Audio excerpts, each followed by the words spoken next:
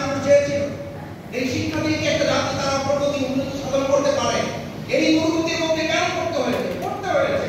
এটার জন্য আমাদের দায়বদ্ধতা আছে। এখানে মাদ্রাসার শ্রদ্ধেয় ওলামায়ে কেরাম আছেন, শিক্ষক মণ্ডলী আছে, মাদ্রাসায় কিছু সময় পড়ার সুযোগ পেয়েছে। এখনো মাদ্রাসায় টুকটাক যাওয়ার সুযোগ হয় বিভিন্ন কারণে। আমার শ্রদ্ধেয় শিক্ষক মণ্ডলীর প্রতি শ্রদ্ধা রেখে বলি, এখনো কোনো মাদ্রাসায় কোনো শিক্ষা প্রতিষ্ঠান, শুধু মাদ্রাসা না, সাধারণ শিক্ষার মাদ্রাসার ব্যানারগুলোতে কোথাও লেখা থাকে ইসলাম ও আধুনিক শিক্ষার সমন্বয়। আমি সেখানে শ্রদ্ধেয় শিক্ষক মণ্ডলী যারা থাকেন তাদেরকে খুব বিনয়ের সাথে জিজ্ঞেস করে জানতে চাই, আচ্ছা ইসলাম ও আধুনিক শিক্ষার সাথে সমন্বয় বলে আপনারা কি বোঝাতে চান?